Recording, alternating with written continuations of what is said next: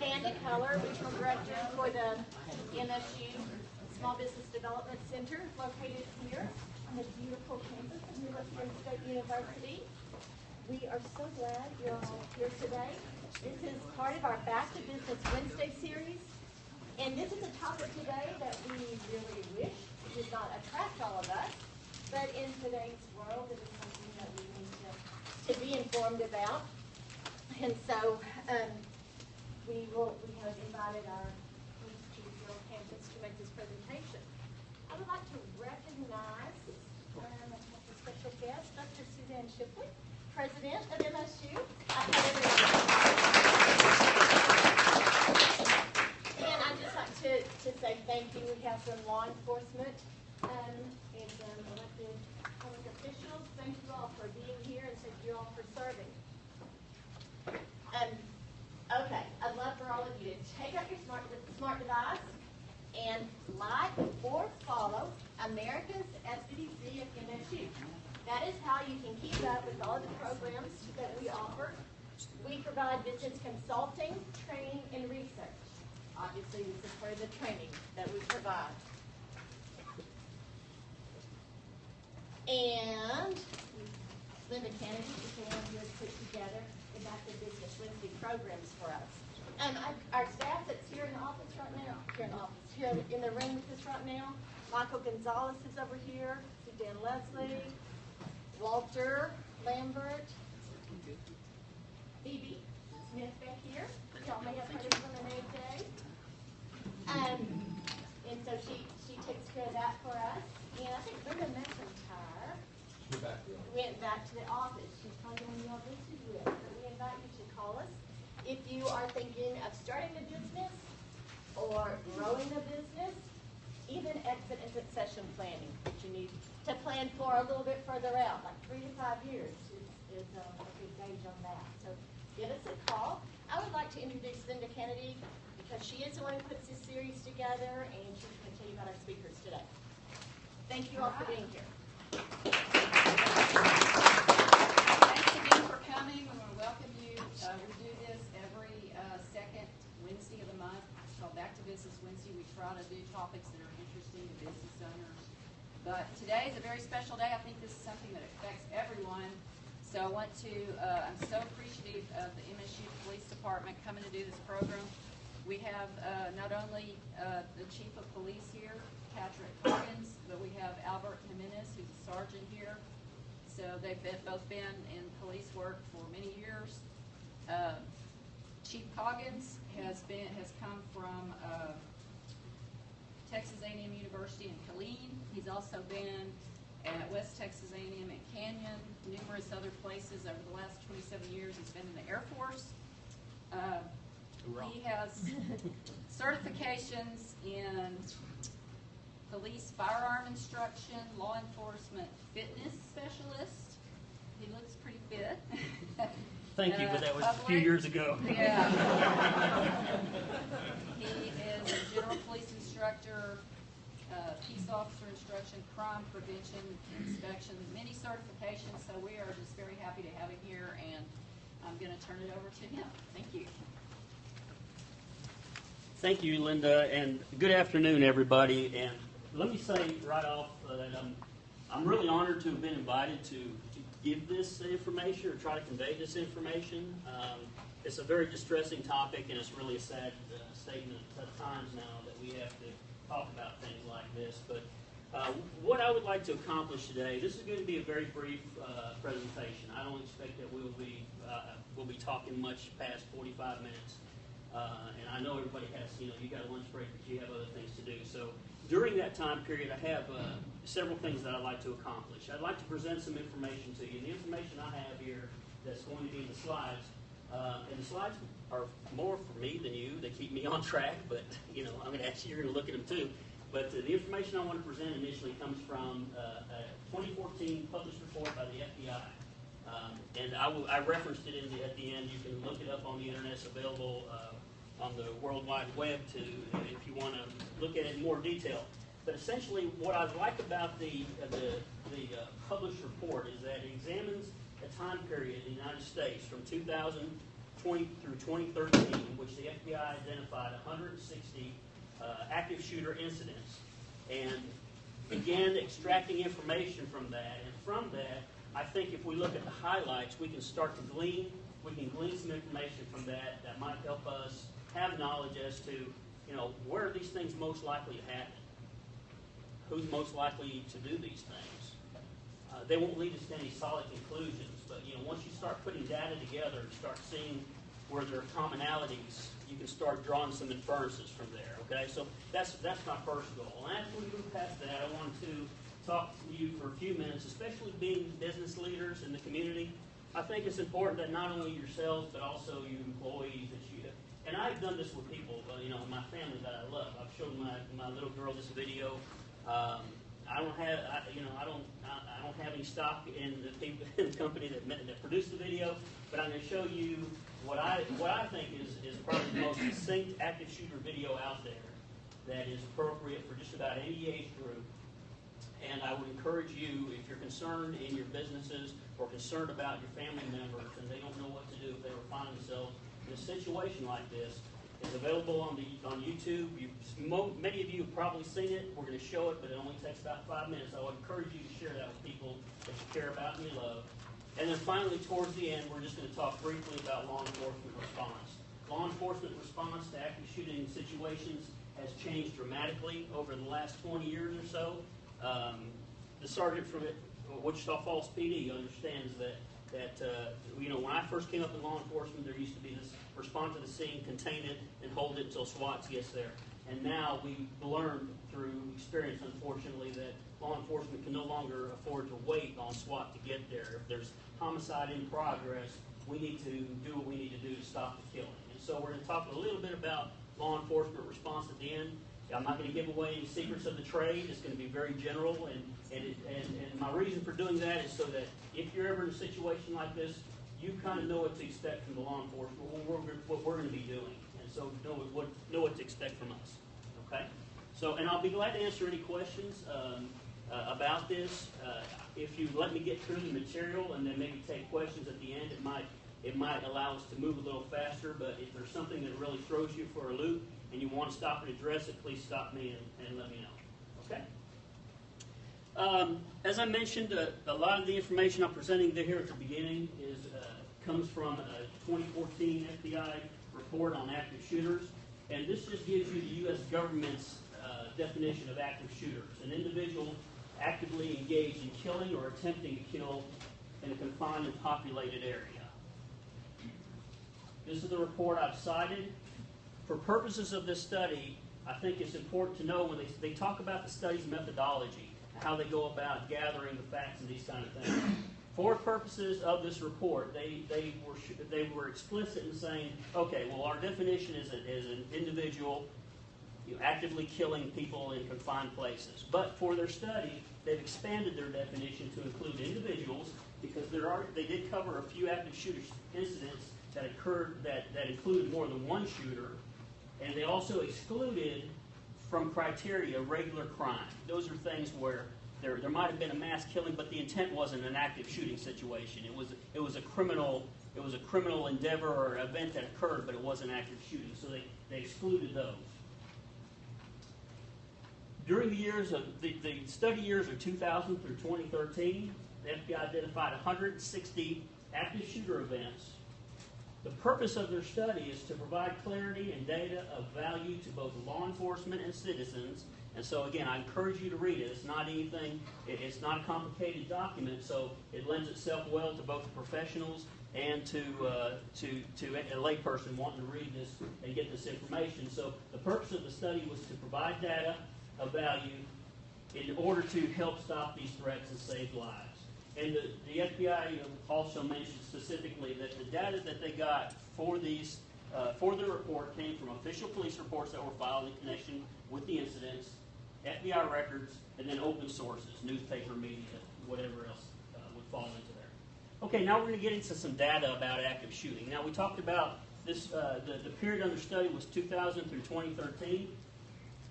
Based on that study, that period, and 160 incidents, You average that out, that's 11.4 each year has occurred over that time span in the United States. That's a pretty high number. That's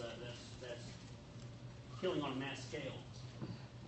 If you'll notice, of those 160 incidents, there were 1,043 casualties. And you see the casualties are broken down into killed and wounded.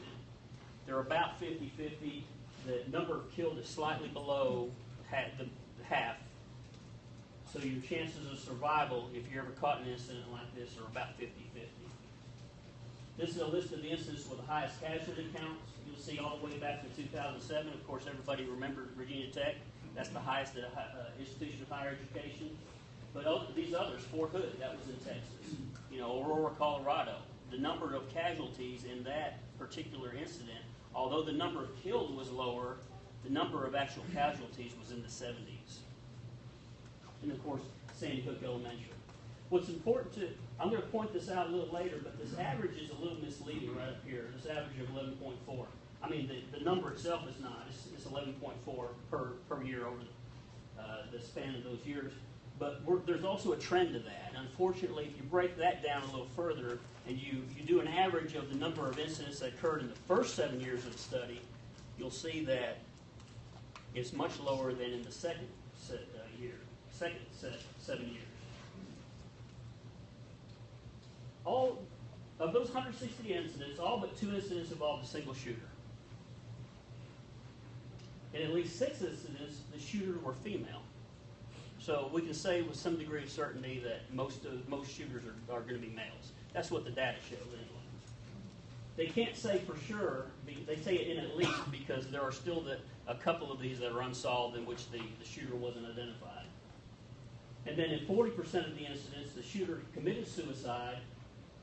That's what ended the shooting. The vast majority of them committed suicide at the scene, 54. Here's a chart that I stole from the FBI report. And as I referenced earlier, this gives you, this is the total number of incidents occurring by year, starting in 2000 all the way up to 2013. Now, what's particularly interesting to me, and frankly it's troubling, is that not only do you see an upward trajectory in total number of incidents increasing over this study period, but if you'll divide the study period in half and take the first 7 years, you'll see that on average in the first 7 years there were 6.4 active shooter incidents occurring. If you take the second half and do the numbers on there, it's jumped up to 16.4. So there seems to be an indication that the trend is on an increase, and that's troubling. That's not a good thing. This is, as you might expect, this kind of mirrors what we just saw. This is not number of active shooter incidents, but instead this is the number of casualties associated with each of those incidents. So again, if you look at the first year of study, there were 7 people injured or killed in that first year. And you can see again an upward trajectory indicating that those are on the increase. The number of casualties associated with these types of offenses is also on the increase. The body count's increasing, which is not a good thing. Again, total numbers for this study period: 486 killed, 557 wounded.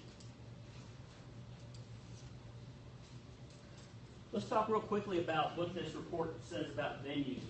Venues are locations where these incidents happen. Again, we can't really draw any hard data other than to say what the data represents to us and what we can kind of infer from it. If you look at this, the place where the most of these incidents occurred had been the places of commerce. Businesses, malls. Y'all are familiar with commerce. I know that's what you're in the business of doing.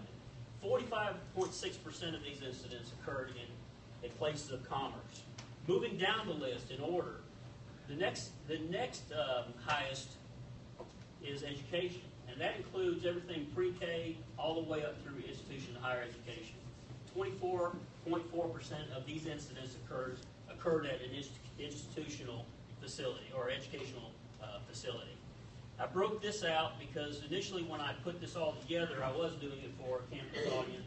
So I thought it was important to point out that institutions of higher education account for 7.5% of that pie. So that's a pretty good size. That's almost 10%. Government and military, you know, we've seen the shooting incidents up at the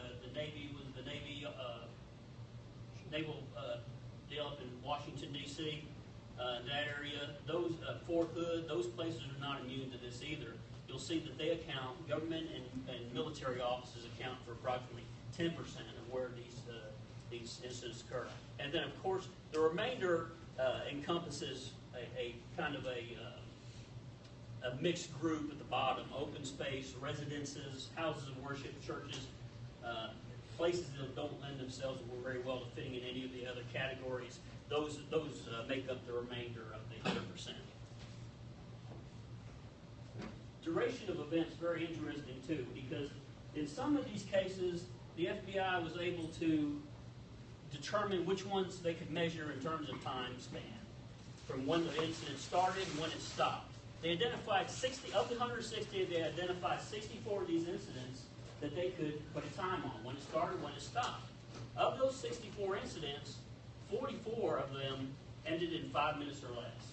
So from the time the first shot was fired until the end, whether it was suicide by the gunman or law enforcement intervened or a private citizen intervened, 5 minutes or less. Now, you know, it's a small data set, but you know, if you were to extrapolate that out and look at it at the 160, you know, 69, a large number of these, the majority seems to indicate that they end in 5 minutes or less. So that's very little time. Of those 64, 23 of them lasted 2 minutes or less.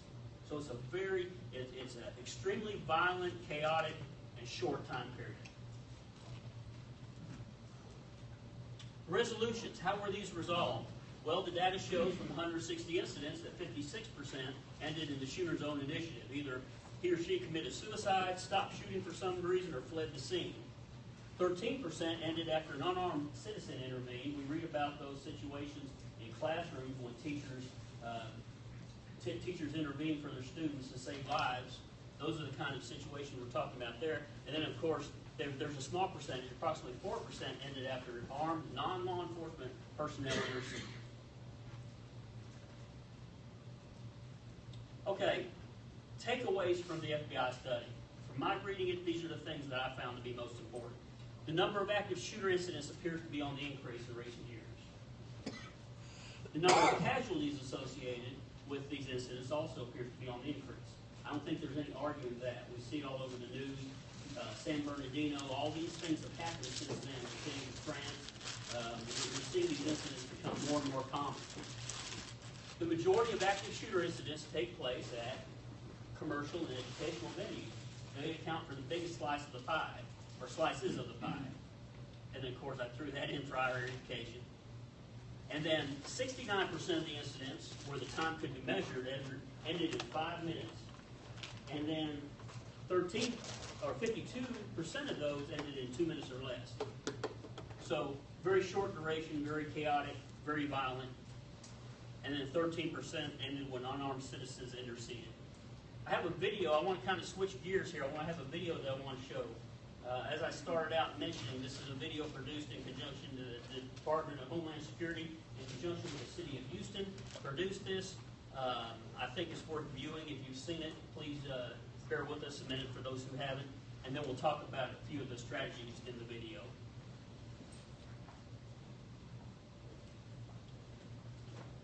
I'm not sure if I can do it from here, so I'm just going to hit the button.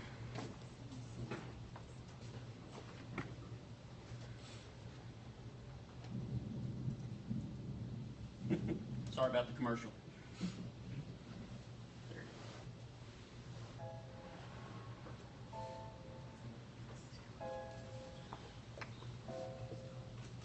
It may feel like just another day at the office,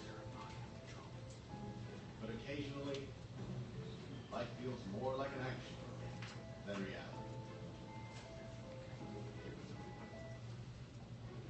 The authorities are working hard to protect you and to protect our public spaces.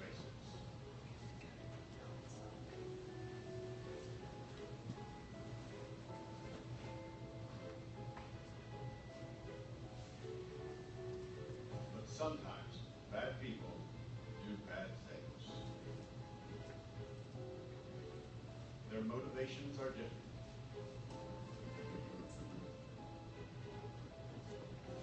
signs may vary, but the devastating effects are the same. And unfortunately, you need to be prepared for the worst.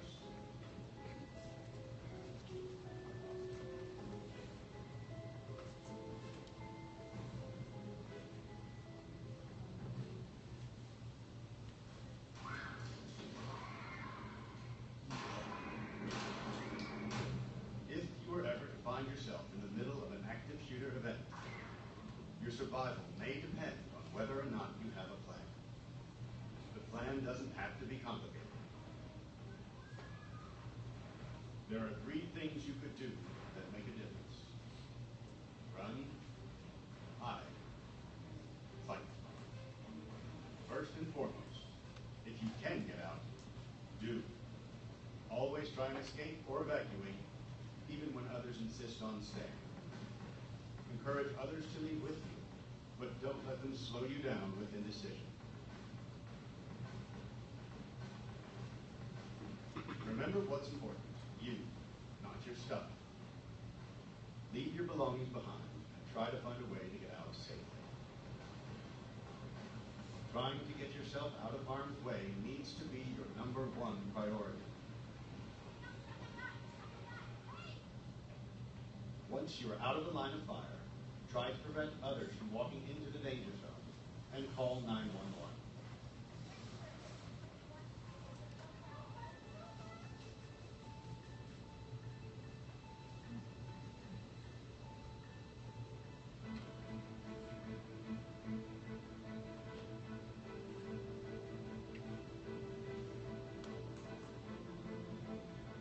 If you can't get out safely, you need to find a place to hide.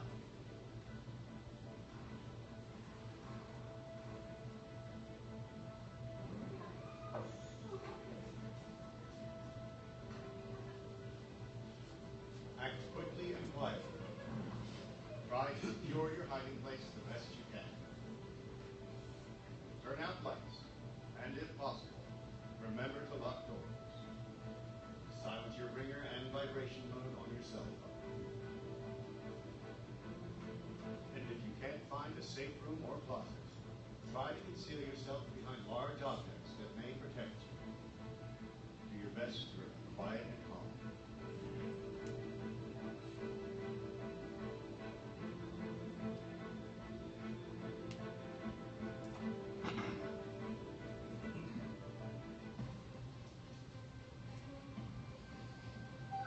As a last resort, if your life is at risk, whether you are alone or working together as a group, fight. Act with aggression. Improvise weapons. Disarm him. And commit to taking the shooter down, no matter what.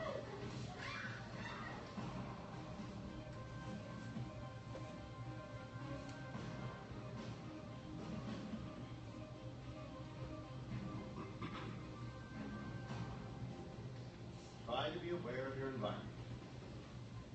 Always have an exit plan. Know that in an incident like this, victims are generally chosen randomly. The event is unpredictable and may evolve quickly.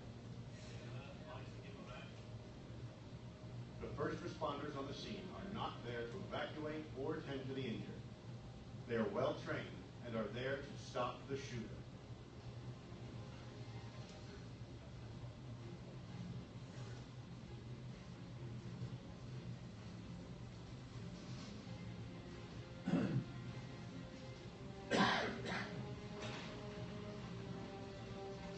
Your actions can make a difference for your safety and survival. Be aware and be prepared. And if you find yourself facing an active shooter, there are 3 key things you need to remember to survive. Run, hide, fight.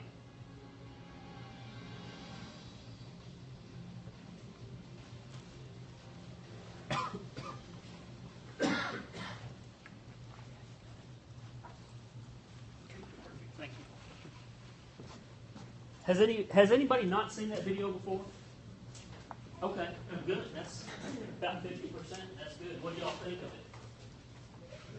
give you maybe some strategies. Did you know prior to seeing that video, for those who haven't seen anything on active shooting, have you ever thought about what you might do in a situation like that, or do you think that video might be handy for somebody to know about if they don't really think about much anything else? It can give you some strategies to respond to it. I like it because I've seen several of them. Being in law enforcement and then being in higher education, when this phenomenon first hit the public stage, there's a lot of companies that came out with their own videos, and so I've seen a variety of them. You know, some are more complex than others. Some of them get kind of a little off in the weeds, and I don't think, sitting in front and watching an hour-long video can kind of get confusing as to what you're supposed to do, whereas something very simple like this, and that's why I'm a proponent of this particular video. Run, hide, fight, those are your 3 steps. Those are your options. You share them with people you care about and love. Let's talk about the options really quickly. The first one is to run away, and really, more than run is to evacuate away from the shooter.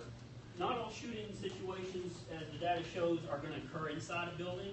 They can occur out in the open. So really, when we say run, we're talking about evacuating away from the shooter, removing yourself from the vicinity.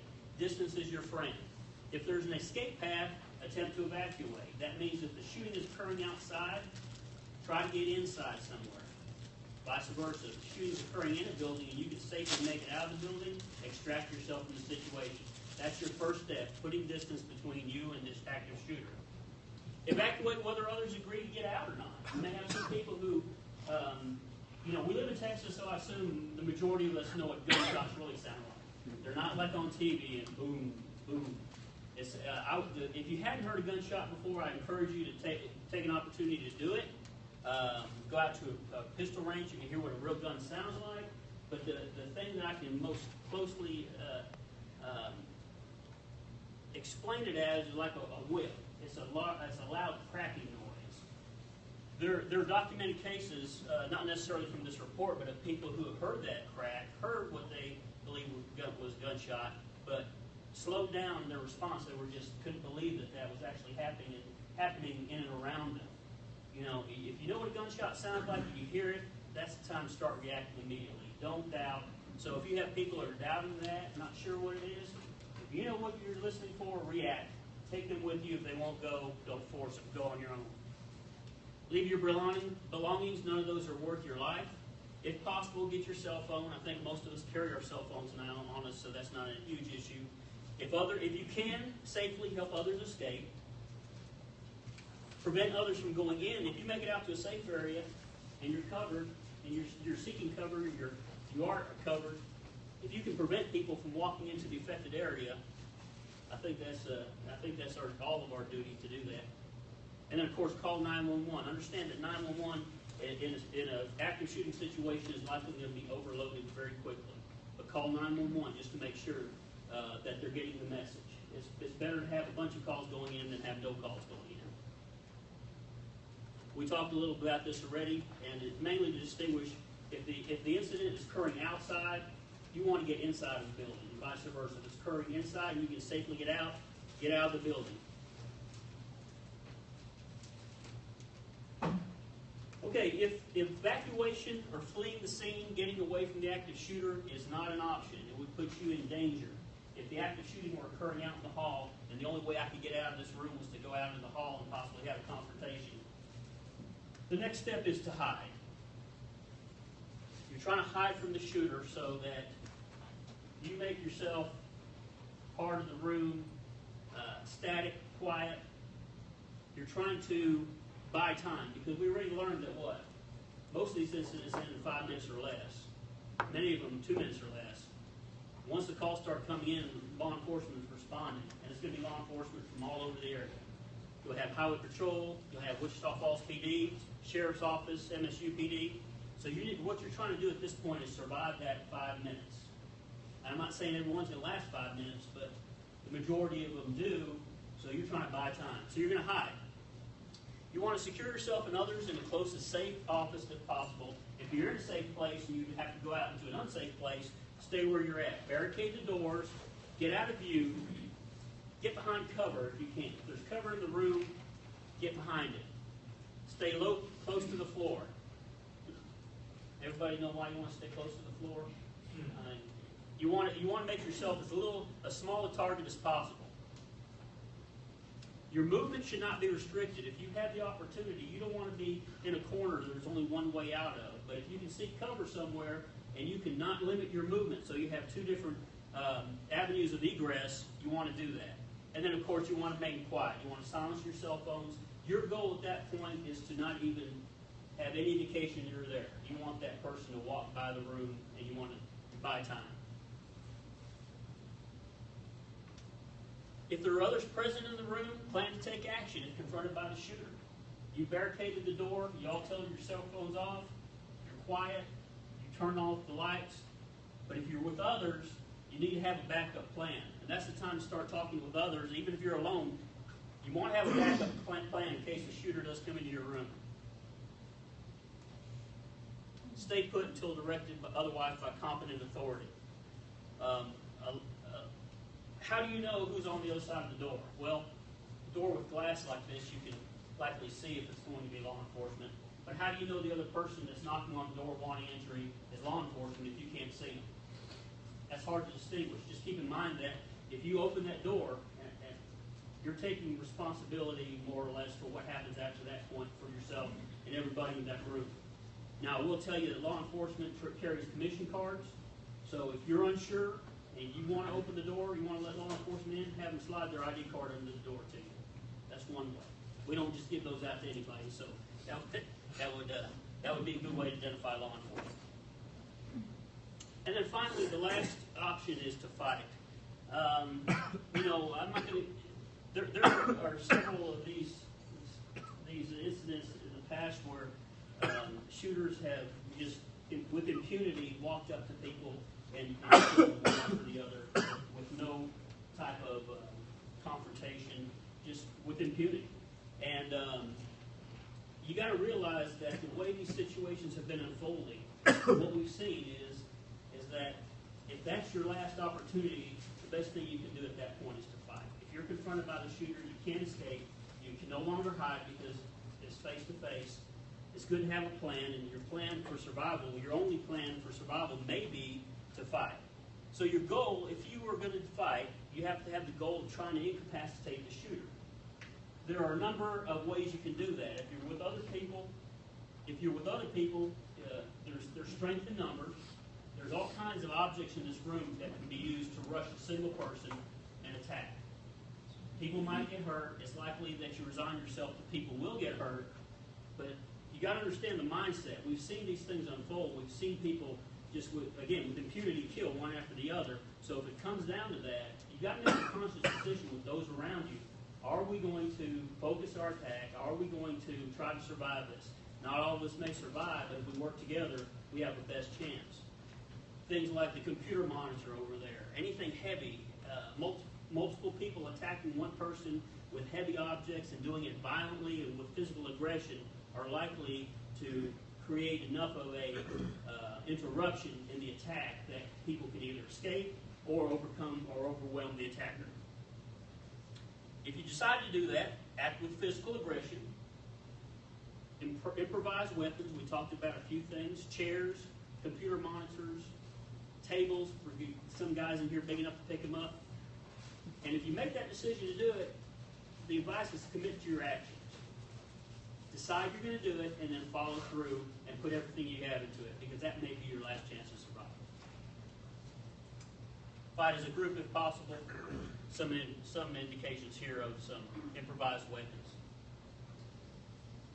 Know that law enforcement, once law enforcement learns of it, especially in this community, because we're so close into town, there's so many law enforcement agencies in and around this area, know that what you're trying to do is you're trying to survive a short window, short duration, until law enforcement gets on the scene.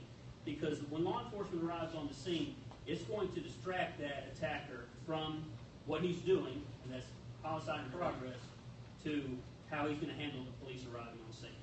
So the focus is being changed at that point, and your survival odds are going to be increased by law enforcement arriving on the scene. And as we know, in this area, that's a very short duration of time. How will you know if a shooting or an active shooter incident is occurring? Well, there's several ways you might know about it or find out about it. First, you might perceive it with your own personal senses. You might hear about it. You might hear the shots yourselves that we already discussed. Don't doubt your instincts. If you hear what you believe to be a gunshot, investigate immediately. I'm not talking about walking out and calling and confronting.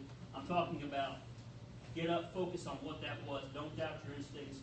Assume it was a gunshot until proven otherwise. Word of mouth. You know, depending on how big your organization is, this is going to spread quickly. You might find out from other people within your organization that there's an active shooting occurring before you actually see it any other way yourself.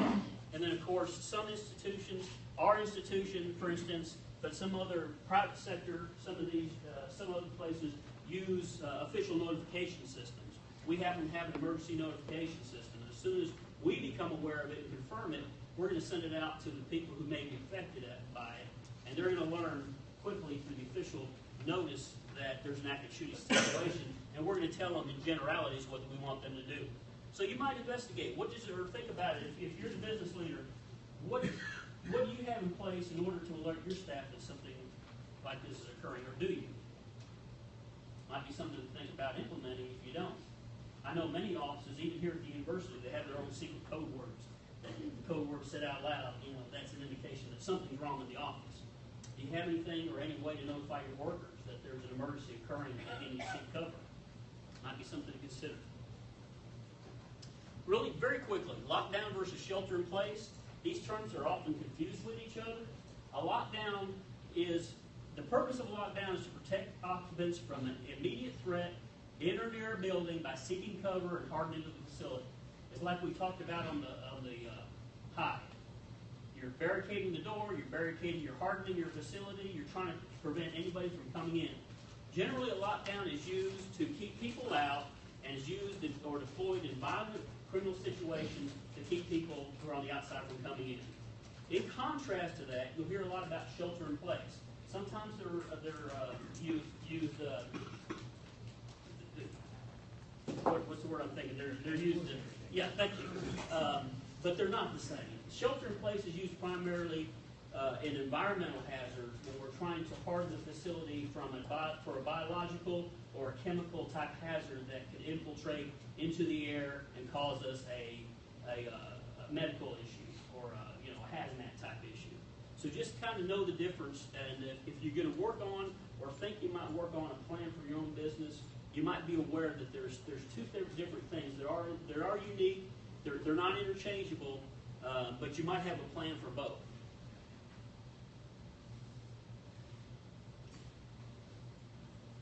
I won't go too deeply into that. Evacuation, we talked a little about this. It's basically putting distance between yourself and the threat. Distance is your friend whenever you're trying to get away from a hostile situation. You don't have to wait around for the police to show up. You're under no obligation to do that. Unless you're a police officer, you're not under any obligation to help people out. Of course, you have the moral thing to do. You have morality. You do what you think is right and ethically and morally right. But you need to know that you need to evacuate. If you need to evacuate, you need to make those decisions, personal decisions. But evacuation is your friend. Creating distance between the threat and yourself is your friend. We've already discussed most of that. Okay, so in a nutshell, those are the 3 steps. I invite you to go and look and watch the video a few more times. You might pick up a few more things that you might have missed and share with people that you want to see it. I'm going to switch gears to our final topic, and that's I want to talk real briefly about law enforcement response. I mentioned earlier that law enforcement response has changed significantly from when I got in the business back in the mid-'80s.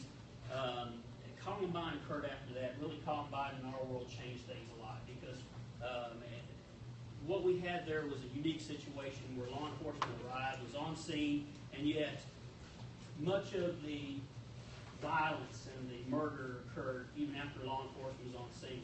And so there was a whole new way of thinking that went through the law enforcement world as to what are we going to do, what's the proper way to respond. And that thinking has changed from a contain and hold type of philosophy to we need to respond directly to the threat and stop the killing. homicide in progress or an active shooter, whatever terminology you choose to call it by, what that is somebody who's actually committing murder, and when the law enforcement arrives, it's in progress. It's happening. Law enforcement now has the philosophy that when they arrive on scene, their first objective, their first primary, only objective at that point is to stop the killing, okay? So law enforcement is going to respond when they respond, and they're going to go directly to the threat. We call it a direct-to-threat response. You can expect, if you're ever in a situation, and I'm talking very generally here, I mean, there's so many nuances that we could talk about for a week and not cover everything, but very generally, you can expect multiple agencies to respond. Even if you're in the city of Wichita Falls, the Wichita County Sheriff's Office will likely show up, the DPS will likely show up. If we have a big active shooter event occur, you're going to see you're going to see a heavy response from multiple agencies. Officers in this area are trained. There's been a big push too to train officers from different agencies all the same way, and I'll talk a little bit about that before we're done. You'll see weapons you're not used to seeing. Normally you're used to seeing a police officer dressed similar to myself or what Sergeant Jimenez is wearing there. Know that law enforcement technology and equipment has advanced quite a bit in recent decades. We're now issued all of our vehicles, except mine, has a rifle, a long gun, and wherever you stand with regard to the militarization of the police, regardless of where you stand on that, know that in a situation like this, law enforcement has to have the ability to go into it and have a higher level of force than what the suspect has. And many of these involve rifles on their ends, they involve IEDs, which are explosives. So law enforcement now, you're seeing the patrol officers, which was unheard of back about 25 years ago. Patrol officers can't handle rifles. All they can handle is that pistol. Well, now you're seeing, if you'll drive by and look in police cars more closely, you're seeing that a rifle, a patrol rifle, which is a high-powered assault rifle, is now standard equipment in most police agencies, including our own. So you'll see those. You'll see officers in semi-tactical gear. You'll see them covered with body armor on the outside, sometimes helmets. These are regular patrol officers that are all trained to respond the same way to an active shooter. You'll hear sounds you're not used to hearing. You may hear flashbangs, or what we call distraction devices. You'll hear loud gunshots. You'll hear a lot of police radio. You may hear the fire alarm going off. These are all things that are going to create an atmosphere of chaos. And these are the type of things that law enforcement incidentally trains in now. When they do their training, they intentionally create a chaotic environment because these things, what's it take for somebody to hit a fire alarm and then go on a shooting rampage?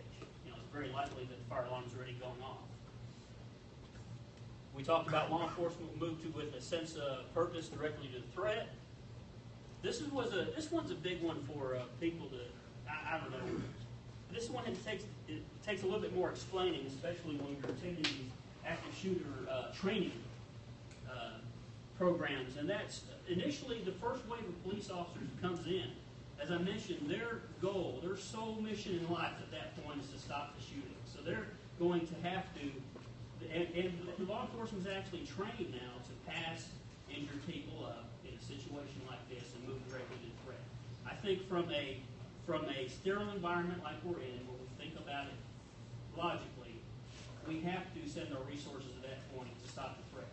Because if we stop here to help this wounded person, more people are dying down there. So logically, it makes sense. It's just some people have a little bit of a hard time, swallowing that one. It's not very palatable for police officers to pass people who are injured. But just know that there are plans. There is a purpose. There is a desire to come in and help the injured parties. But our first response, our first priority has got to be to go directly to the shooter. And then, of course, at the bottom, the priority is to stop the killing. A couple of things that you might keep in mind with regard to if you're ever in a situation like this and law enforcement's responding. You can sum all this up as don't be a threat to law enforcement. Make sure that you appear to be completely submissive.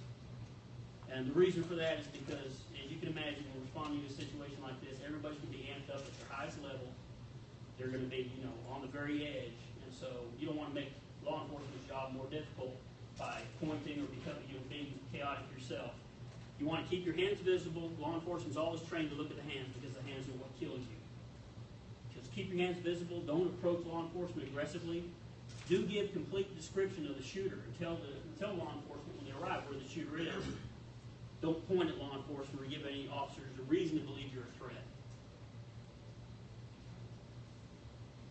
Some of the training I talked about earlier, or I didn't talk about earlier, I referred to earlier, and probably the most advanced one that I'm aware of is this one right here, Advanced Law Enforcement Rapid Response Training, Alert. It's called Alert, and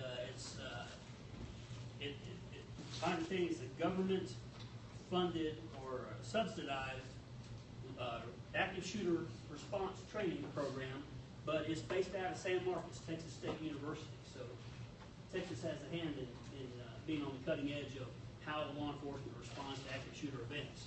This is a premier law enforcement training agency in rapid response. Initially, when they first started out, there were really heavy emphasis on the first response, the initial response by law enforcement, patrol level response. And then now they've developed that program into a very structured and elaborate program on how to respond to these. Because now they're training not only, initially we were just exposed to how law enforcement goes in and stops a shooting. Now they've developed that on how do you send in a medical team to help people who are injured. These other steps. How do we train civilians on how to respond? These kind of things. So they're really heavy into that. Our officers at the police department right now are all trained up in either alert active shooter response or response active shooter locally on how to respond to active shooter situations. Various tactical training, I won't go into much detail there.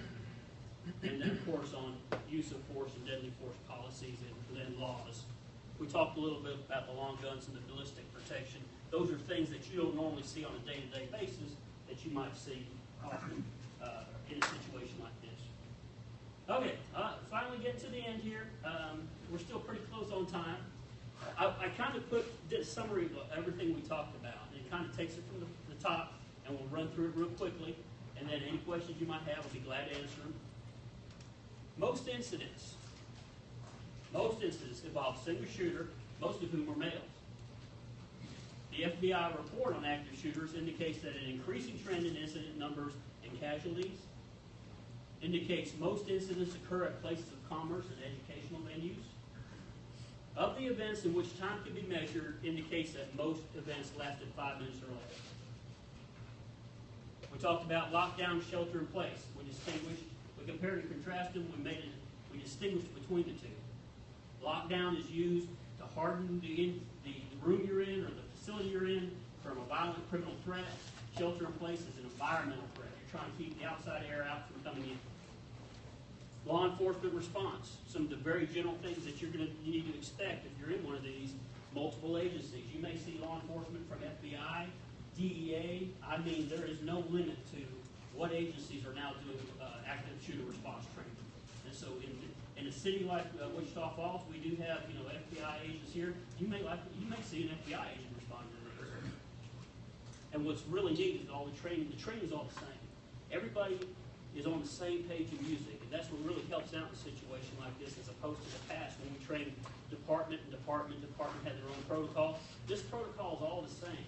Okay, so I can be paired up with a Wichita County deputy, and as long as he and I have been to the same school, which is very likely now, we're going to respond the same way. I know what he's supposed to do, he knows what I'm supposed to do. Multiple agencies trained the same way.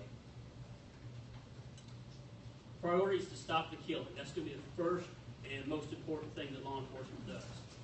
If you ever find yourself in such a situation, evacuate the area if possible. Your first option is to run. If you can't run, you have to resort to hide. Make yourself as small as you can, as small a target as you can. You're not even there. You don't want anybody to know you're there. You're trying to survive the length of time it takes for law enforcement to get on scene. And then finally, if it's your last resort, you need to formulate, you need to see if you can adjust and put your mind in a place where you're able to do your best to fight out of it. Because if you're confronted by the shooter, there's nothing to indicate that the shooter's just going to see you and stop and put their weapon down. Your chance to survive at that point, if they've been killing and you're confronted, are it's probably going to boil down to your ability to commit yourself to fighting, not your way out. And so, these are the references, some of the information we talked about, and I thank you for your kind attention. Thank you.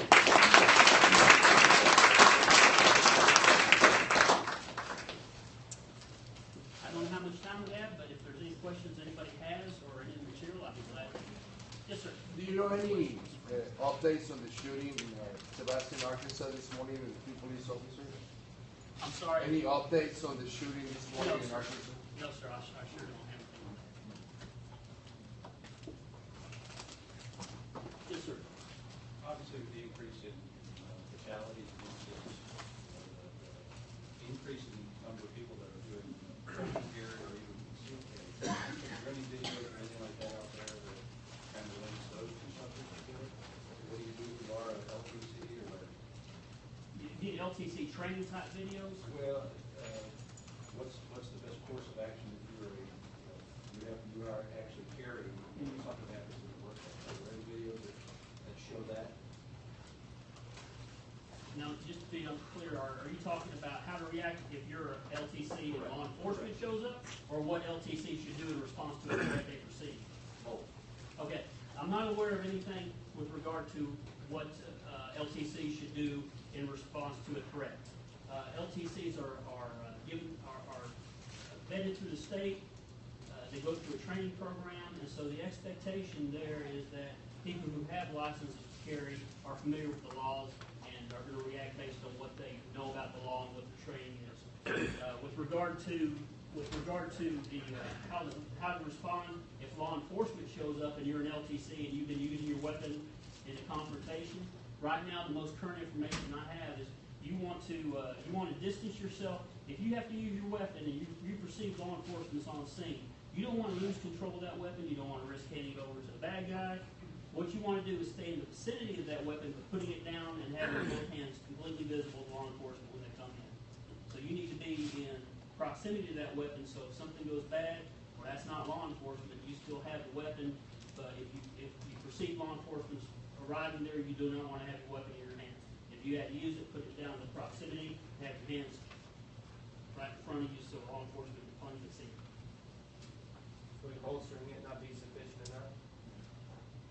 I'm telling you, well, in fact, that the alert class that I was talking about, I went to that's the most recent training alert's putting out, is to, you could holster it, but you have 2 problems with your it. hands up, because you said they're looking at your hands. You got 2 problems with holstering it. Number 1 is still on your person, so I, as law enforcement, still perceive you as a threat, even your hands are in the air. And then the second problem with that is you're putting it away. I question how long it would take you to get back to it as opposed to having it right in front of you if the threat reappears. Or it might look like you're reaching for it as you're holding it. What if law enforcement arrives on scene and a licensed carrier is engaging the active shooter? How would y'all disseminate between the two? Well, quite frankly, higher education law enforcement has been tossed into that arena lately, but law enforcement, municipalities, and county law enforcement for a long time have been dealing with that already. It's a difficult situation, it's a difficult question to answer, and I don't have any, I can't give you this is the one way. All the officers, for instance, in my department, since we just now went to concealed carry on campus, all the officers in my department now are aware of what the law says and that people can carry concealed handguns on campus, and that we need to be aware when we're responding that the mere possession of a handgun, which used to be a crime, is no longer in and of itself a crime. So we need to be cognizant that when we're responding, that the person having that gun might be the good guy. You see what I mean? So we're aware of that. We've been talking about that. We'll make sure everybody's aware of it. But it doesn't answer the question I think you're wanting answered is how is law enforcement going to tell them I'm not a bad guy? Well, there's no easy answer to that. I can't tell you there's one way to do it. We're going to take it's going to take a very short amount of time for us to determine that, and you better comply quickly. Yes, sir. I was just going to say, we teach the civilian class going to college and Vernon is follow directions of the peace officer. If you do that, you'll be okay. But if you turn around and say, I'm a good guy, and you have a gun in your hand, and you're a threat, they don't know. Follow the directions of the peace officer. Absolutely. Thank you. Yes, ma'am. I have a question. I'm a teacher, and I remember at Sandy Hook, there was a child stuck out in the hall, and the teacher opened the door and pulled the child in, and she was, praised by the parents. Now, she was a hero, but when we have our lockdown on base or our shelter in place, which we did have one because of when you break up concrete with, jackhammer. They thought there was a shooter on the base, so we were locked in for 2 hours. Well, what we're to tell our kids is if you get stuck in the hall, just go find a place to hide. Really, shouldn't we be telling them to run as far away from the school as we can? I mean, I'm just talking about a child being stuck. They do go to the bathroom or the library, and our notification was, teachers, please check your email. So when we checked, then we knew we were in that situation. I got you. Wow. So what do you do? Yeah, and You prepare the kids, you you know? you threw an additional wrench into the whole thing, talking about, at what age do you Yeah. expect a child to have the cognitive ability to make a decision to evacuate? The information we just went over encourages you, if you can get out, to get out, create distance. At what age reasonably, though, would you expect a child to do that? That's a difficult call. So, it might be a protocol that you want to discuss with both your administration and the security police out there, as to tell them what do we need to tell these kids to do. Because I know exactly what you mean. I'm in the same situation in institution of higher education. If we were to lock every room here, that doesn't mean people won't be out in the halls. What do you tell them? Well, they're adults, so if they can run, we're telling them, based on what we're telling them, run. What do you want to tell a child? Difficult call. Or a And teacher, do you want the to tell teacher the made the teacher? decision you talked about from Sandy Hook. Open the door, pull the child in. Now, the downside of that is you're breaching your hardened area. You're exposing not only yourself but people in there to the threat. That's a moral decision you got to make, and it's a decision I don't want to have to make if I don't have to. Is there anybody else? All right. Well, hey, I wanted to tell you all thank you very much. It really was my pleasure to be here with you this afternoon. I hope that something from this will help you as you go back to your business and go back to your workday lives to determine, help you out. I'm not prepared as I need to be. Some of the information we talked about, when you go to malls, when you go to places of commerce, you might keep that. I'm not saying everybody has to have their head on a swivel and be all, paranoid, but just know that when you go to these places, you might keep your instincts aware. Thank you for your time. Thank you. Thank